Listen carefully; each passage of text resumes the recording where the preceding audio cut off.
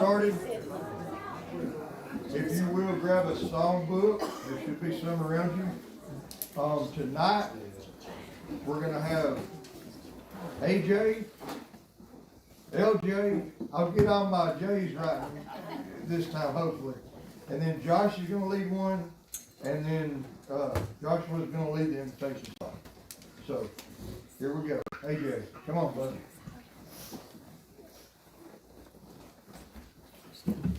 We'll be singing 548, The Lily of the Valley, first verse.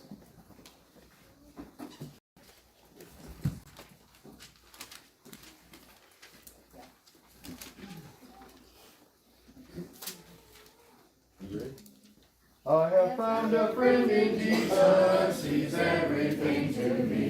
He's the fairest of 10,000 to my soul.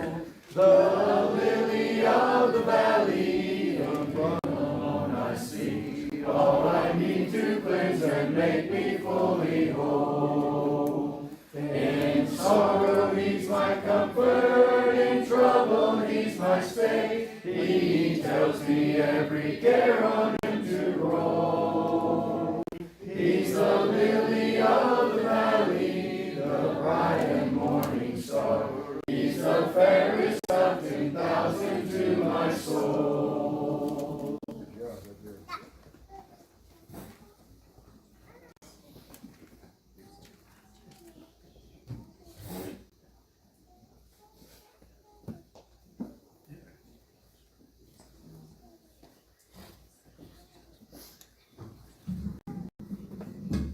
I'm short, but I'm not that short. Alright, 412. 412. Jesus, hold my hand. We'll sing the first verse of this song. 412. Jesus, hold my hand. First verse. Let us sing.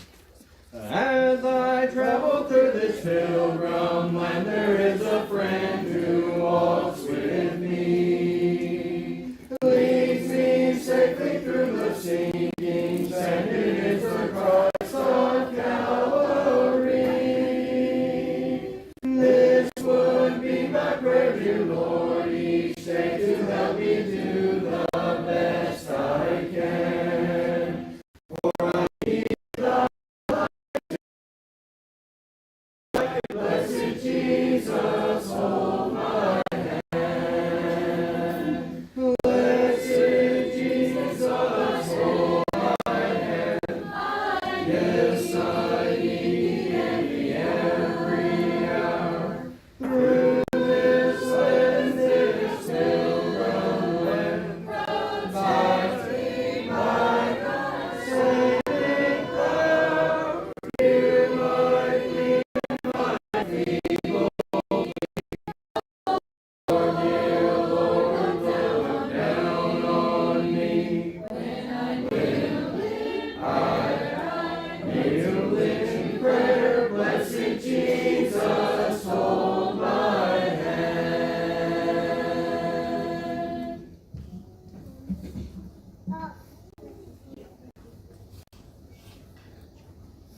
851. I'll fly away. 851.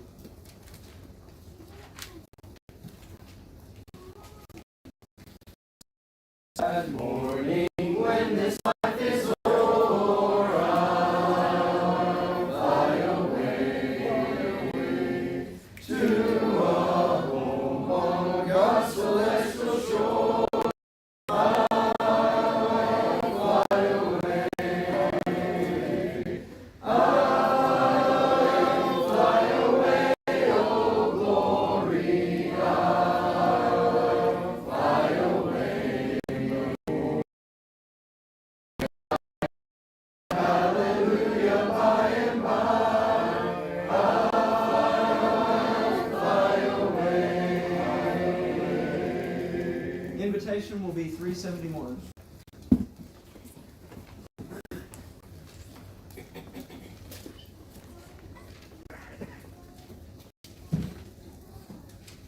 Let's get right into it. Our lesson thought will be from John 20, verse 28.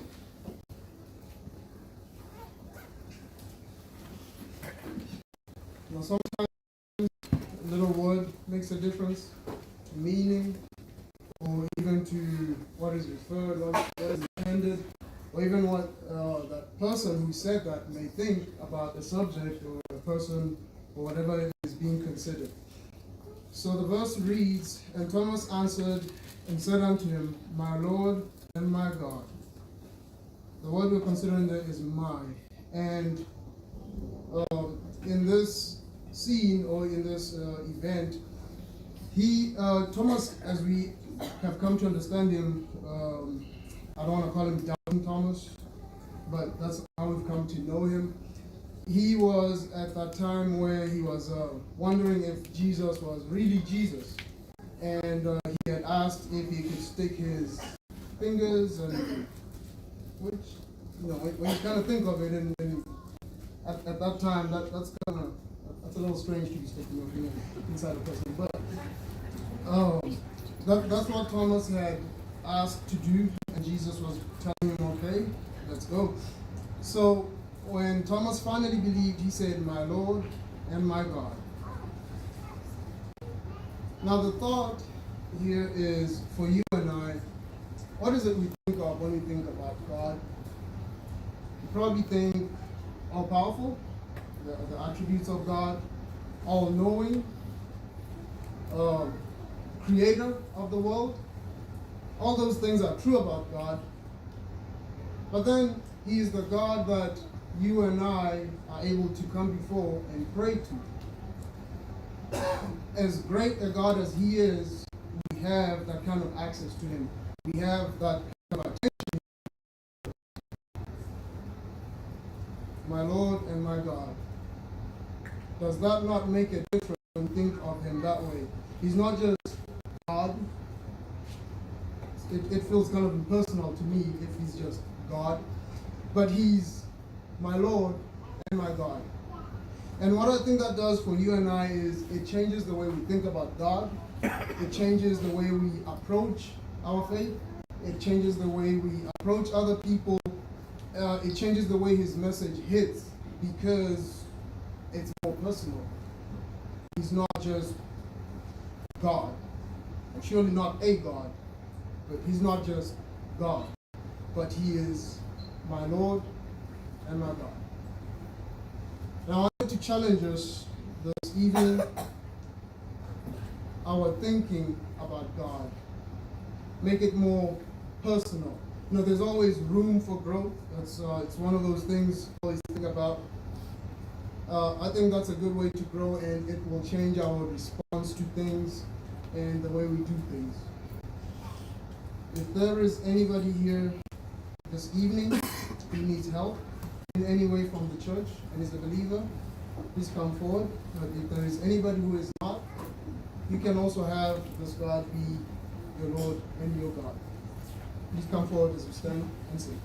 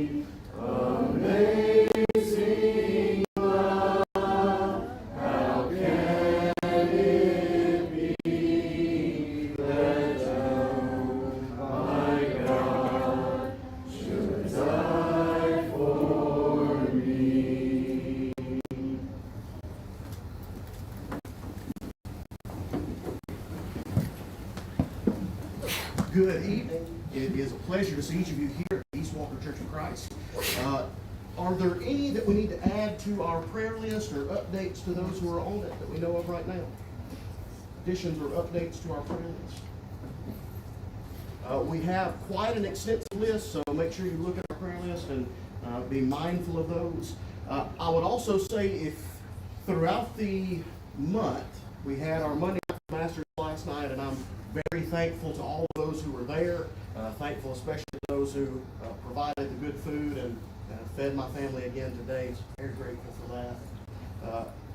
I want to encourage you, don't just forget about these people throughout the rest of the month. Maybe take one of the lists home with you, maybe take some of the call lists. I'll still have a few of those out, or if you'd like some of those, I still have some of those available. It's good for us to have this one time of encouragement. But I think we could do a little bit better maybe in kicking it down the road a little bit or spreading out some of these things. So that's just my thought for this. We have kids events coming up. The Bible Bowl has been moved from the 26th here. Well, not here on the 26th, but the end of March is when we'll be doing the Bible Bowl here. So that moved because of the renovations. Do we want to give hope for the renovations or no? Okay. Hopefully, we will be back in the auditorium soon. If you haven't noticed, they've got the lights on the floor in the auditorium, and the door on the floor in the auditorium as well. So the pieces are coming together, and Lord willing, it will be soon for that. Be mindful of that and be praying for that as well. I don't have anything else to mention tonight. Remember Mike and Melissa, with Melissa's dad passing. Definitely keep Mike and Melissa in our prayers. Also, her mom as well is dealing with that also. Anything else? All right, if you let's bow. Righteous Heavenly Father, we come to you tonight thankful and grateful for this time and this place where we can gather together with fellow Christians, with like-minded individuals. We pray that the things that we'll study and discuss and that will be taught to us, that these will be things that will help us to grow and help us to become more like you and to shine your light in the world around us. We thank you so much for Jesus, the sacrifice he made, the hope of salvation that we have through him. If there is anything that is keeping us separate from you, please help us to cast those things out. Please forgive us of those things. Help us to put you first. We ask you to be with those on our prayer list, those that are precious and those that are meaningful to us. We lift them up and we ask you to bless them and be with them as you can. Again, we thank you for Christ, and it's in his name we pray. Amen. Classes can take their places.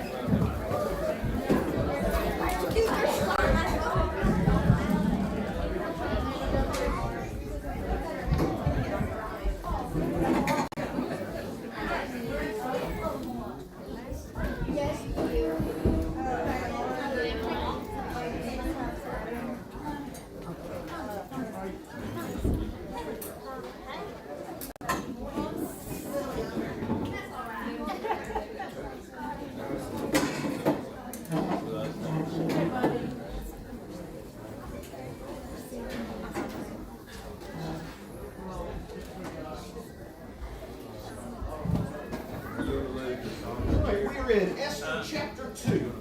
Esther chapter 2.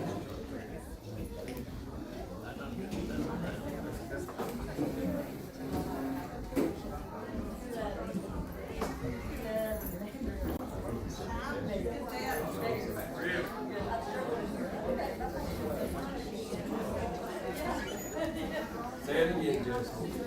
Well, I figure I'll give it all the other classes time. Esther or Genesis? Esther chapter 2.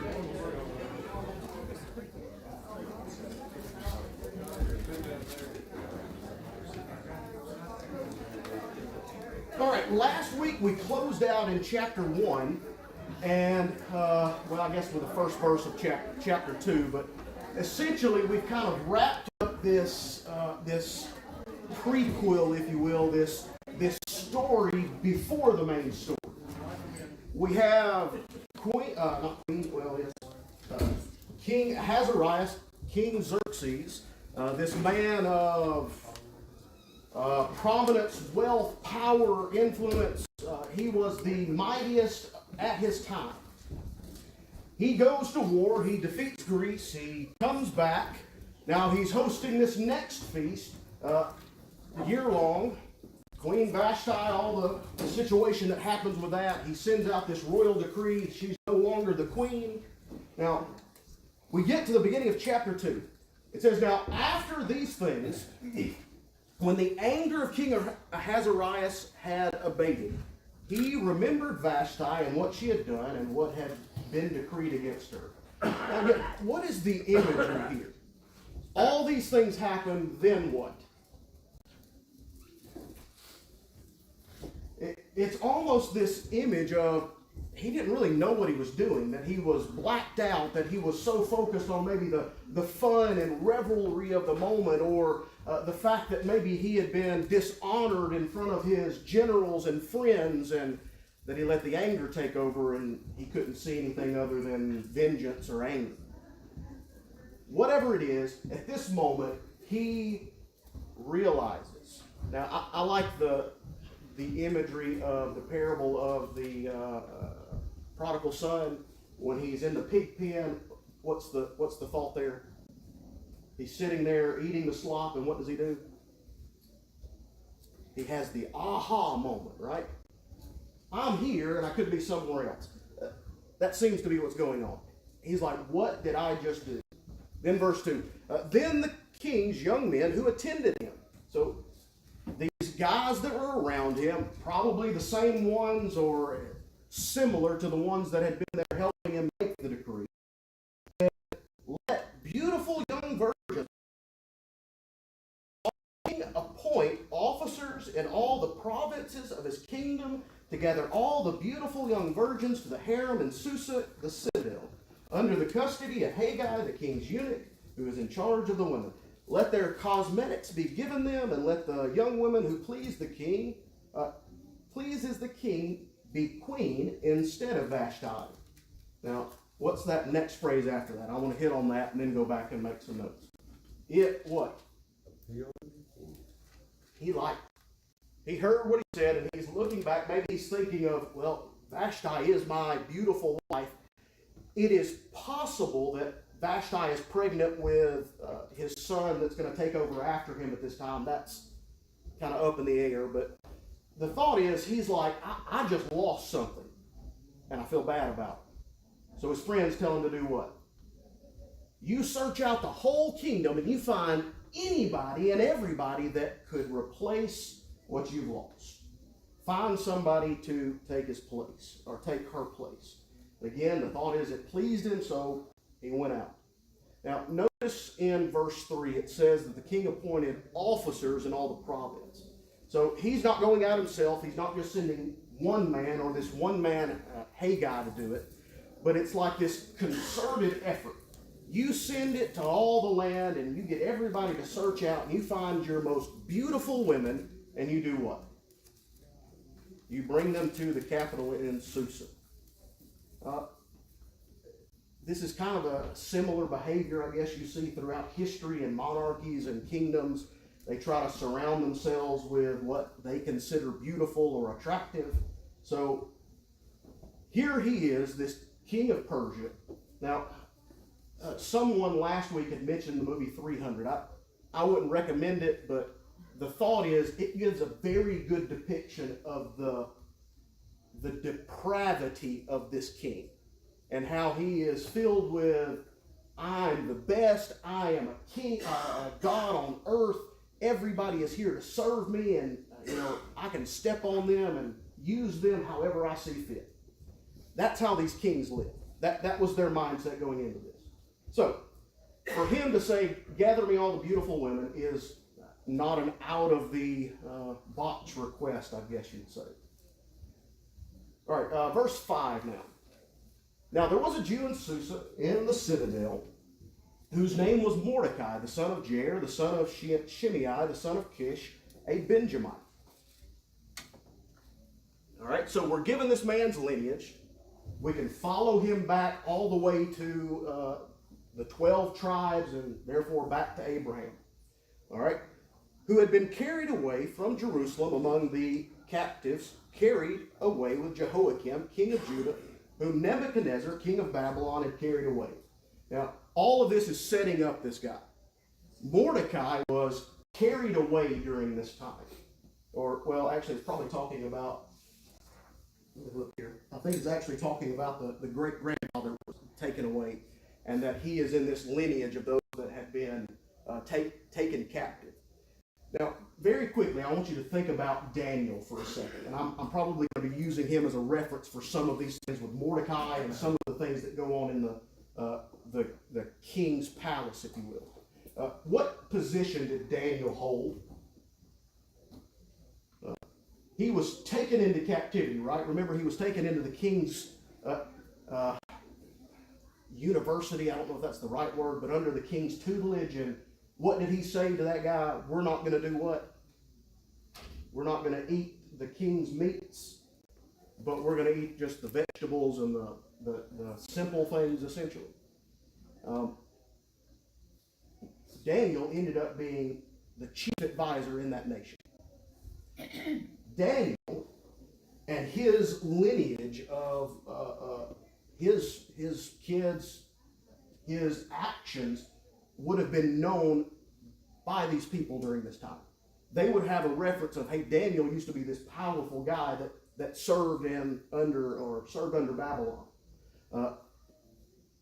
But Daniel was in a position where he really didn't have control over himself.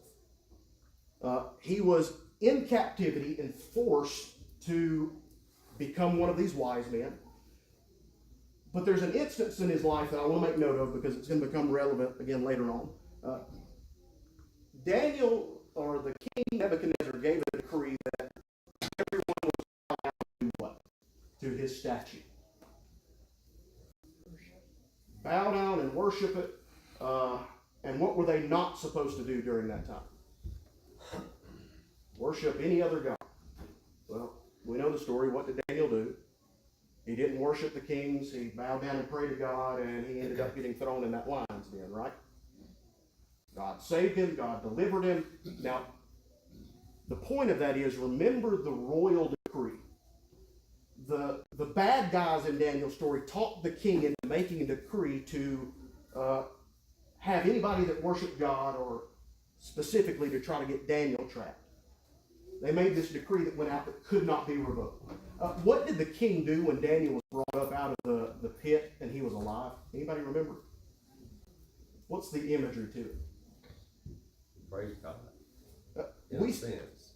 Well, we see Nebuchadnezzar, he's thankful that, or not Nebuchadnezzar, yes, he's thankful that I'm going to get them mixed up just because I'm going to go back and forth, so keep me in line. He essentially kneels before Daniel. He's like thankful that Daniel's alive and praises God because of it. And then he takes those that threw the decree, or made him do that decree, and threw them in the den. The point is, these kings had a process of, if a law is made, if an edict is given, it cannot be revoked. Now, you can make other laws that might affect it later on. Again, this is a major part of this account. But you could not revoke something that has been done. So here this king says, I made a rash decision because of the advice of my friends, or maybe because of the alcohol, or maybe because I was angry, and I sent this decree out, and now I can't back out of it. So to console himself, again, he gathers all of these young, pretty women. Now, let's go back. Let's start with verse 7, or verse 6. Again, Mordecai, who had been carried, or verse 7, and he was bringing up Hadassah, that is Esther, the daughter of his uncle, for she had neither father nor mother. Now, first of all, why do we often use Esther instead of Hadassah? Anybody have a thought or reason behind that? Easier to say. That's my guess. I don't think there's a real reason other than this is who is. Oh goodness, I wrote them down so I wouldn't forget it. Shadrach, Meshach, and Abednego. Barry, can you think of their names right? They have three other names: Hananiah, Mishael, and Azariah. There we go. I got it. But if I had asked you who is Hananiah, Mishael, and Azariah, would you have known who they were? I never heard that. That's their Jewish names, but the names we refer to them as are their Persian or captivity names. Just know that these are the same person. We just use one rather than the other. All right, so Hadassah, Esther, the daughter, for she had neither father nor mother. So we have Mordecai, who is, according to Jewish tradition and what little evidence we have, is somewhere probably in his early 20s to late 30s. So a big window there. But this young man, we have no mention of wife, we have no mention of other family. I think because of some other things that happen on later, my opinion, take it or leave it, is Mordecai is probably a eunuch. Again, going back to Daniel, and that's how he served, or, excuse me, not Daniel. I'm getting people mixed up in my head. Again, from the position that he's serving later on when he's sitting at the gate, it would make sense if he was. That doesn't have to be in the story. It might not make any impact to it, but again, that's my thought on it. But we have him taking this young woman, this young girl, Esther, under his wing. Again, by tradition, she's probably 5 to 10, younger in age, but not a baby at this point. So what do we know about Mordecai, first of all? What kind of man is he? Had to be an included name. A man that will take on the responsibility of a child that's not his. I think that's something to be admired, right? So I think we see either he loves this girl, which I think that's what the story shows us, that he understood she needed a place to be, or he just knew I need to take care of her because that's what God would expect. I think it's more the first one that I mentioned, but we see this man taking care of this individual. So in the king's and when many young women were gathered in Susa, the citadel in custody of Haggai, Esther also was taken in the king's palace, or into the king's palace, and put in custody of Haggai, who had charge of the women. So there's kind of a disconnect here. We're given this image that Mordecai adopted Esther, and then it kind of goes back to the original story, if you will. The king's edict to gather all the beautiful women. Again, depending on tradition, Esther could have been anywhere from 15 up into her middle 20s. I think most scholars settle around the age of 20, late teens, something like that. But again, I just want to give you the frame of reference for this. But she's gathered there. She's under this man, Haggai. Now again, the significant thing about him is he is in charge of the eunuchs. He's pretty much in charge of what, I guess, the harem of the kings. So this man would be very trusted, would be very close to the king because of what he's in charge of. Verse 9.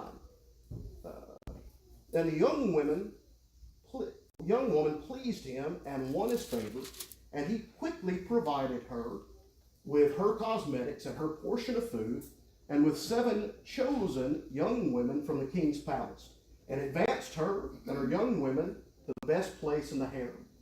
Esther had not made known her people or her kindred, for Mordecai had commanded her not to make it known. And every day Mordecai walked in front of her court of the harem to learn how Esther was and what was happening to her. Now I want to start with verse 11. This shows Mordecai is not just somebody who was taking care of her for no reason. But I think this shows that he loved her, right? He had compassion on her. It's not just, oh great, I've kicked her out the door, now I get to live my life. It is, he's going and seeing her. He's going and making sure she's okay. Now, this is some evidence for me that leans me more toward the idea that Mordecai was a eunuch, and that is that he is allowed in the palace in this position this close to the king's harem, and that usually was not a place that one could easily access. Now, don't know if Mordecai is talking to her face to face, or maybe he's meeting with a maid and passing notes. Again, we're not provided that information. But Mordecai is making sure that Esther is okay, or that, he wants to know what's happening to her in this situation. But back to her. She's put under this king of the eunuchs, or this captain of the eunuchs. That's the word I was thinking of. And what is the imagery here? What is her relationship like with this individual? It was real easy to get along with. I might use the word personable. She seems like she was a person that was easygoing, or at least made his life easier, right? Because what did this guy do? He keeps setting her up for success, giving her and her people the first cosmetics, her portion of the food, the best places. Now again, remember, where is she again? I don't want us to forget this. She is there under edict from the king, not her own will. She is in a place that my guess is she probably doesn't want to be. But she's doing her best, right? She's not taking it out on the people next to her. She's not berating and, why is me? It seems like she's going through this, even if she might have, had a sour expression on her face, that she's still being kind and nice and gentle with those around her. And I think that's something I definitely can learn from. When we're under duress, when we're in situations that we didn't choose, how do we act? Carry ourselves with the mindset of how can I glorify God, or how can I bring Him out, or bring out His light in the situation. Now, verse number 10. Anybody have a clue or a thought why she would do what's done in verse 10? Because she was a Jewish. And All right. she would not have been really probably allowed in there. Okay, that's a main point to bring out. She was a Jewish person, but why would that matter to these people? Because they were taxed. They were the ones that were cast by, they were the less, they were the least. So if they heard, well, she's of the captive people, they might throw her out. Again, go back to what I brought up with Daniel. Do you think Daniel probably made any enemies? He must have. I would assume so. He's in charge. He's very matter of fact with here's what God's word says versus, what the king says or what we do. So maybe some of the people there hated the Jews because of him. We don't know the exact reason for this hatred. There's a lot of plausible reasons, and some that stand out more than most. But it simply says, Mordecai says to her, don't tell anybody you're a Jew. Now, what happens in just a moment? The individual comes to power, and his, almost one of his first thoughts is, well, because I don't like this guy, let's put him all to death. Seems like there's probably a lot of people that had that mindset in this time frame. But don't tell them you're a Jew. So again, there she sits, not in her home. She's lost her mother and father. She's been raised by her uncle, this man that loves her and cares about her. Jewish tradition, now put what stock you want in this, says that Mordecai fought to keep her at home and hid her and put her away. Maybe the point is she ended up there, right? I can't imagine that, can you? But she's still finding the good in those around her. Now, let's continue on verse number 12. It says, now when the turn came for each young woman to go into the king, King Ahasuerus, after being 12 months under the regulation of the women, since this was the regular period of time for their beautifying, 6 months with oil and myrrh, 6 months with spices and ointments for the women. When the young women, well, let's hold there for a second. So she's been there for a year. And what has she been doing this entire time? Beautifying herself. Ladies, is that the right word? That's an awful long time. And I think that's the intent of it.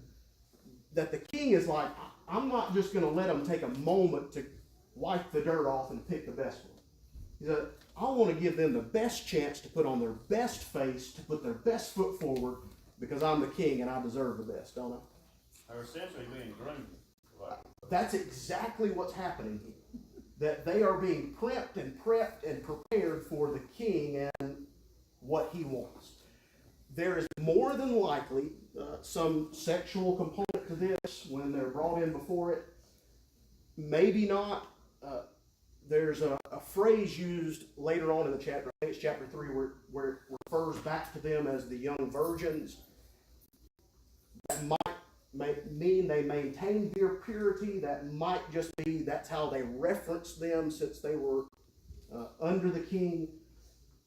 But the idea is once this night took place, they would essentially become part of the king's concubines, lesser wives to some extent. So, again, this is a terrible situation for an individual to go through.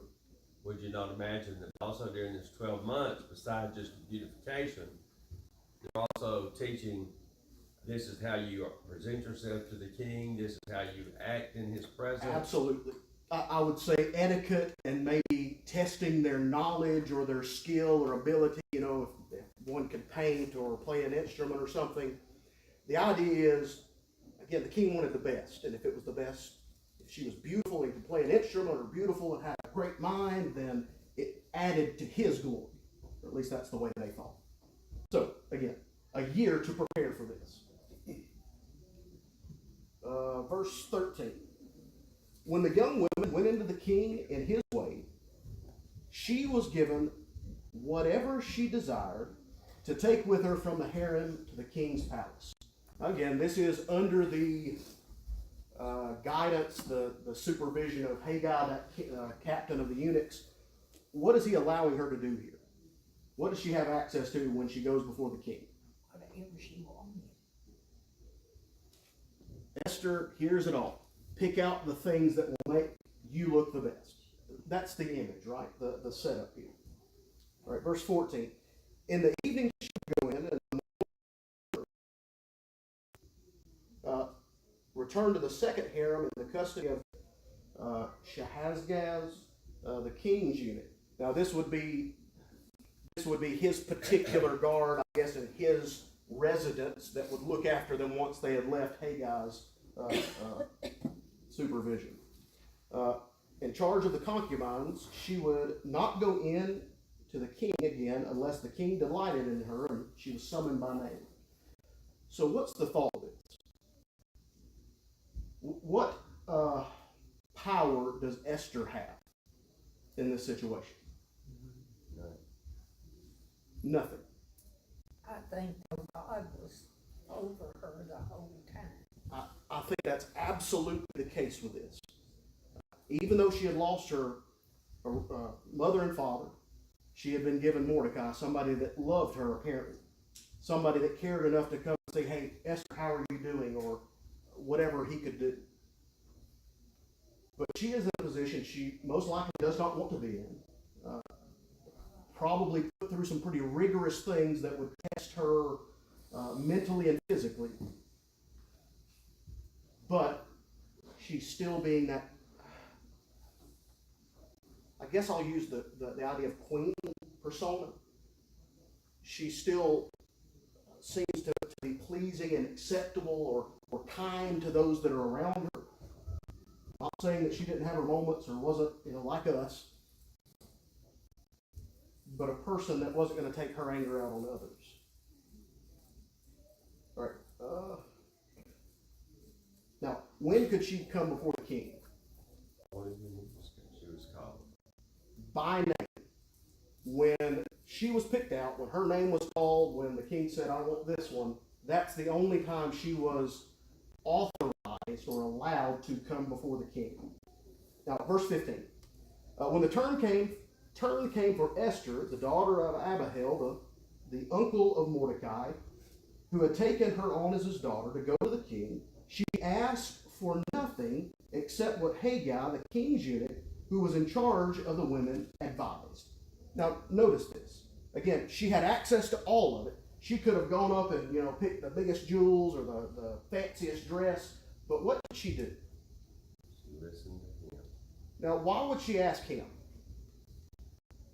Maybe he knew the king's best. That would be my guess, and I think that's probably the most likely answer. He probably knew what the king liked. Maybe Was that's it the- kind of like, well, I know I can do all this, but I'm asking you, what do you think I should do? That's exact. I know I could do this and look beautiful, or I could put this on and it would be maybe what I thought was beautiful, but I think what she's asking is, Haggai, what would the king like? What would be the best thing for me to have the best chance to make it through this? Now, I think that goes to show again, what about this individual is very unique? What is she doing, again, even in a difficult situation? She's trying to please the king. I would phrase it this way. She's looking for advice. She's seeking wisdom from those around her. If she went before the king and she displeased him, what did he have the right and authority to do at that moment? Help. Well, she didn't dress right, so let's just put her to death. That's what this man had the power to do. And again, I want you to remember that this King Xerxes is a depraved, egotistical individual. So all of this is just about his own pleasure, his own self-entitlement, or building himself up. All right? So she asked what he advised. Now, Esther was winning in favor of the eyes of all who saw her. That's a pretty bold statement, isn't it? Here is this young woman, and what is she doing? She's winning favor. Now, what would you describe? What does that phrase mean to you, winning favor? Maybe everybody liked it. Everybody liked her.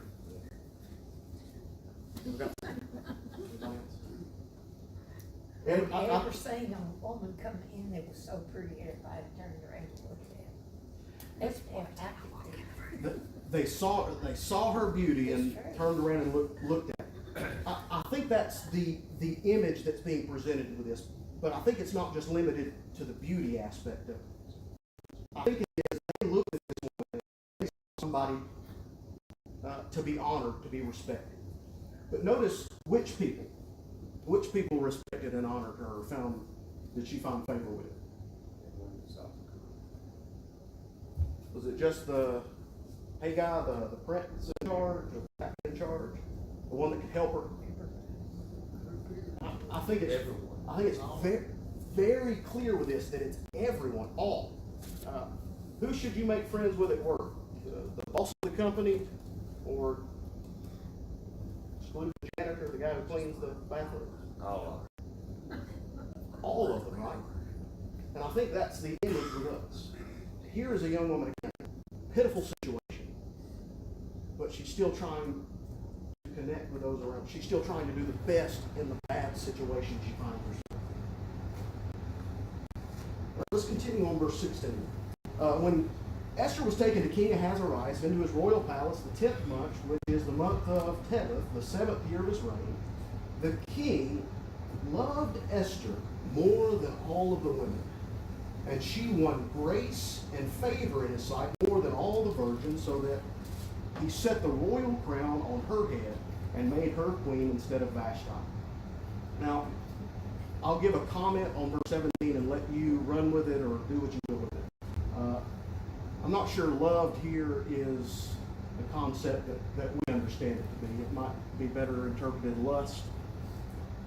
She was the best of what was presented to him, so he gave her that position. Now, again, maybe there's some other things that go into this, but that seems to be the way this is pointing. Verse 17, it seems like to me, God knew what was going to happen in the future. So he planned and put someone there, put Esther there, so that she could help the Jews when the time came.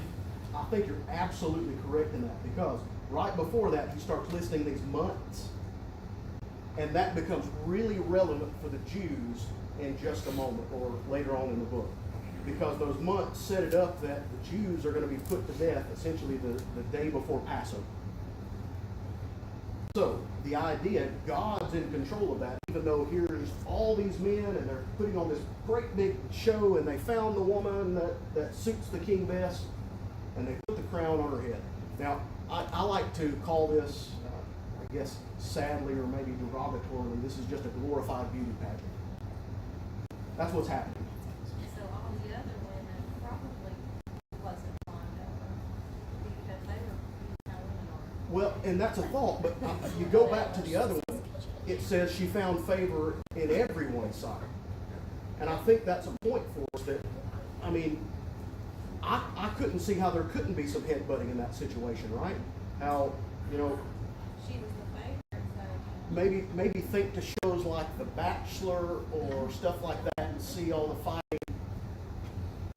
Maybe that's not a good illustration for this, but still, she found favor in their sight.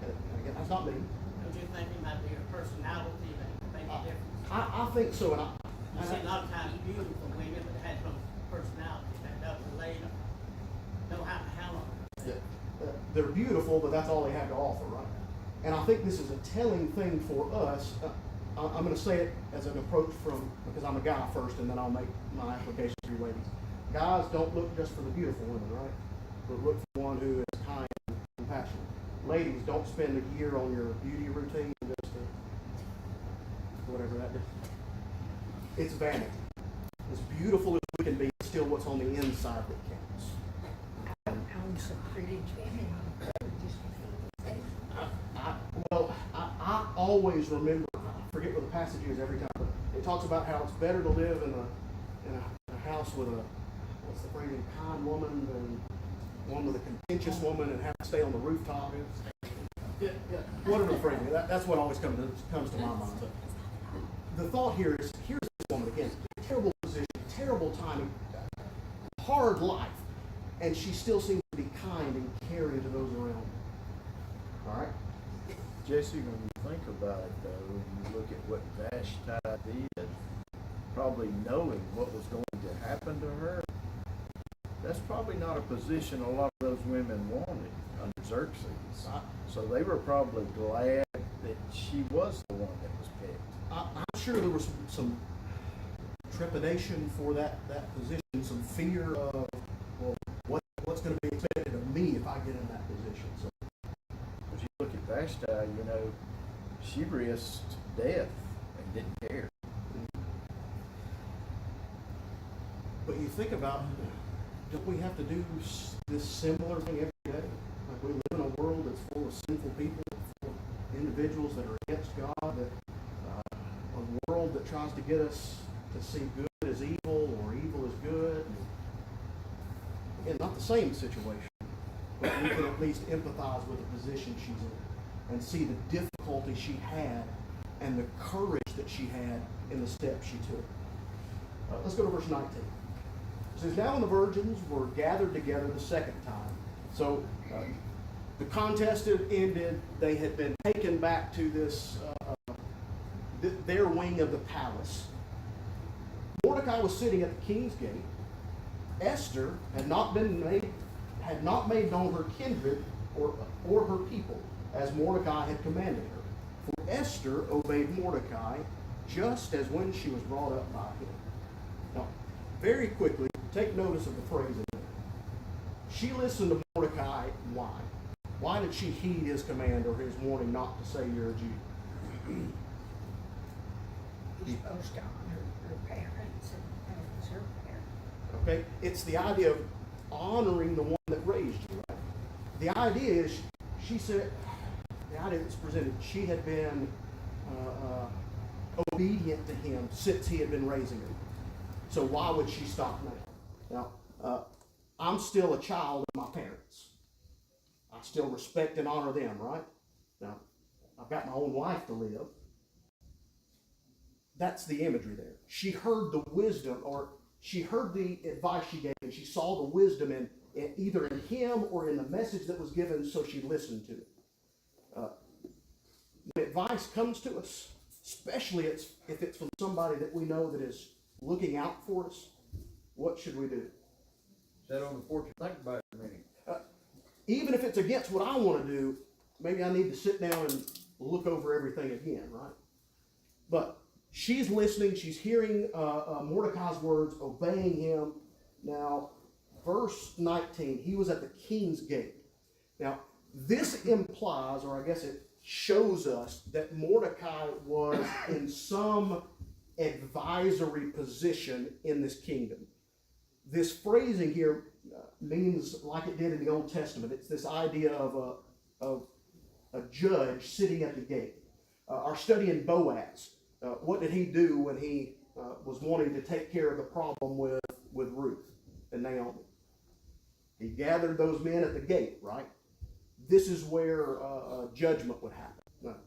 Numerous things to bolster that idea.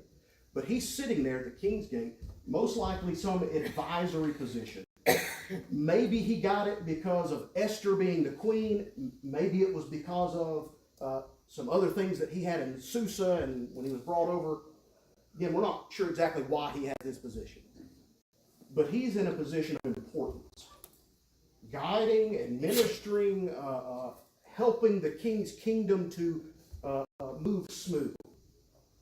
So, verse number 21. In those days, as Mordecai was sitting at the king's gate, Bigthan and Tirsha, two of the king's eunuchs, who guarded the threshold, became angry and sought to lay hands on King Ahasuerus. Now, the thought is these were the two men that would essentially watch the women or would guard his door when he had called one of his concubines into his room. And apparently they did not like him. No reason why, at least none that's given to us, but they wanted to kill him. I think, go back to what I've been mentioning about his depravity. I would assume there's probably ample reason for these people to want him dead. But they decide they're going to kill him. And verse number 22. And this came to the knowledge of Mordecai, and he told it to Queen Esther, and Esther told it to the king in the name of Mordecai. So the imagery here is somehow Mordecai became aware of this knowledge. Again, I think this is what lends the idea that he was probably in some advisory position at the gate, or he would sit there waiting or allowing people in or not to pass. Somehow he ran across this information. Any of you ever heard something about a coworker at work before? Think of that. Gossip. Information. And what did Now again, if he's sitting at the king's gate, I think he would be able to, he would probably be able to pass this information along, don't you? But he decides to give it to Esther. Maybe he knew it had a better chance of being believed or followed through with it. Any of you ever seen or heard of people who, because of red tape of the government, couldn't get something that they were legally allowed to have or should be given? Maybe he knew it would get caught on red tape. Again, we don't know the reason. Sent it to Esther.